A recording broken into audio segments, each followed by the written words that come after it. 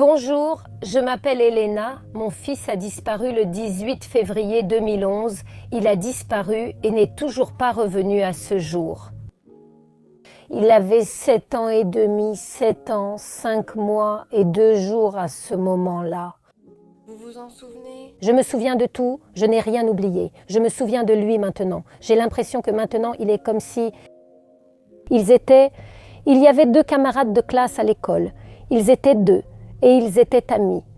Et donc, sur le chemin, il est passé voir ce deuxième garçon. Il est allé lui rendre visite après l'école? Oui, il est allé voir son ami. Oui, ils sont sûrement partis se promener, ils ont demandé la permission. Après 5 heures, nous avons commencé à chercher. Et avec la deuxième maman, nous avons fait le tour de la rivière. Nous avons d'abord cherché seuls, puis tout le monde a aidé dès 7 heures. Je me souviens avoir appelé la police, qui est arrivée rapidement. Ils nous ont interrogés, cherchés, mais nous n'avons pas dormi à ce moment-là. Nous avons peut-être rentré à la maison vers 4 heures du matin, mais sans dormir.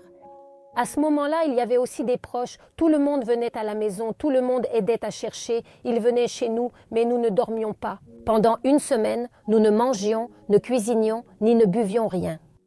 Oui, nous faisions juste exister, pas... Ensuite, les plongeurs sont arrivés le 2e jour, vers midi, je crois. Il y avait déjà tellement de monde là-bas. La police avait déjà commencé à donner des instructions. Eh bien, ils ont donné l'alerte qu'ils s'étaient noyés dans la rivière. Mais on ne les a toujours pas retrouvés. Mais la rivière est maintenant à sec, il n'y a plus d'eau. Eh bien, je pense que pendant toutes ces années, quelqu'un aurait trouvé quelque chose. Voilà ce petit pont par lequel il allait à l'école. Ils ont cherché, les plongeurs ont fouillé aussi bien en amont qu'en aval du courant. Je me souviens, je rentrais du travail, il y avait de la glace sur la rivière, de petits trous, les rails et une voiture garée. Ils ont cherché ici pendant 1 mois, mais ils n'ont rien trouvé. Et vous veniez souvent ici? Qui, moi? Eh bien, je viens ici pour travailler et... Je tentais de ne pas penser à la rivière. J'espérais qu'il serait retrouvé, qu'on le retrouverait. Mais cela fait déjà 9 ans et on ne le retrouve toujours pas. Les premières années encore, ce sont ces premières années. Une femme est venue au marché de Tcherven, je crois, mon Dima avec des tziganes. C'était bien lui et elle l'a reconnu, alors elle est allée à la police. Et puis finalement, ce n'était pas lui, elle s'est trompée. Eh bien, c'est tout. Et sinon, pour l'instant, nous n'avons rien de plus. Il n'y a rien de nouveau.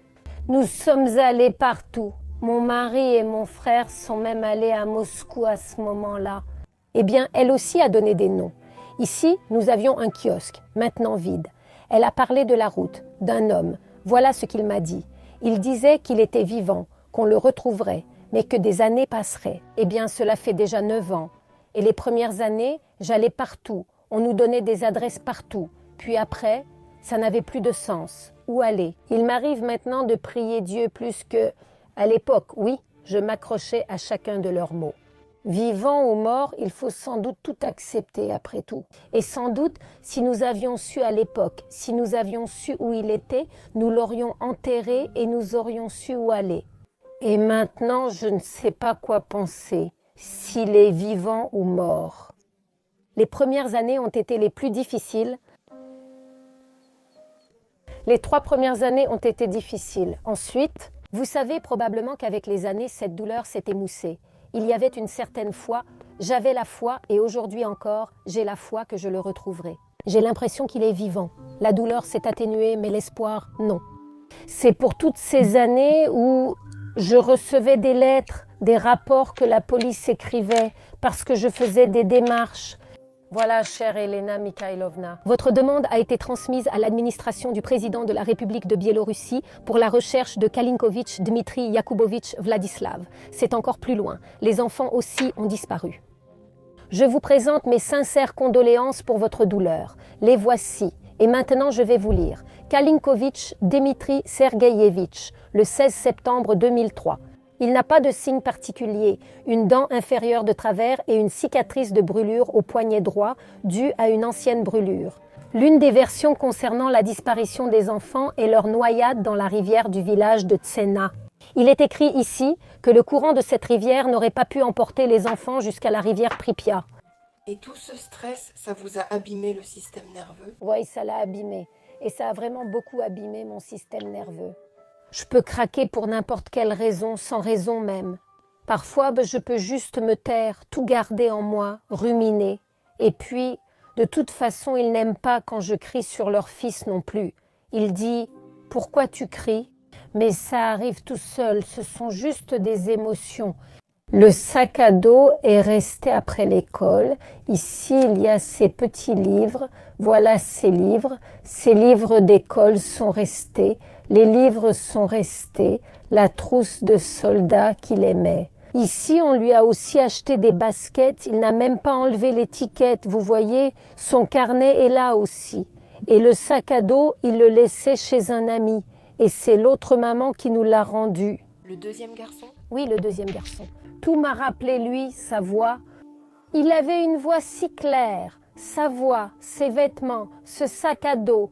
Nous l'avons depuis des années. Son jean est encore là. Et son pull aussi. Je ne les touche pas. Je ne les lave pas. Rien du tout. Ça reste là, pour l'instant. Vous savez, au début, je rêvais souvent de lui, mais maintenant, non. Je me souviens, quand il a disparu, j'ai fait un rêve, je m'en souviens. Un garçon est entré, avec des bottes militaires, un pantalon, il avait l'air négligé, dans de vieux vêtements. J'étais allongée sur le canapé, et lui, il avançait dans ce couloir. Ce rêve m'est revenu, et je lui ai dit « Dima, il était déjà adulte, voilà, c'est sûrement ce rêve-là. Peut-être qu'il sera retrouvé comme ça. » Nous avons une famille complète. Maman, papa et le fils aîné sont là, mais le plus jeune n'est plus là. Vous savez, on m'a dit à ce moment-là, « Il te reste encore un enfant, à quoi bon ?» Et vous savez, ces mots m'ont probablement stimulée et c'est pour mon fils, probablement pour lui, qu'il nous donnait la force de vivre. Il s'inquiétait. Cet été-là, il ne sortait même pas dehors, il restait juste. Il avait peur dans sa chambre, il regardait la télévision et c'est tout. Il avait peur, il n'allait nulle part, il restait assis. Parce qu'un a disparu quelque part, on ne sait pas où, et on avait peur de le perdre lui aussi. Nous n'avons plus personne, il est seul. Nous avions 2 garçons.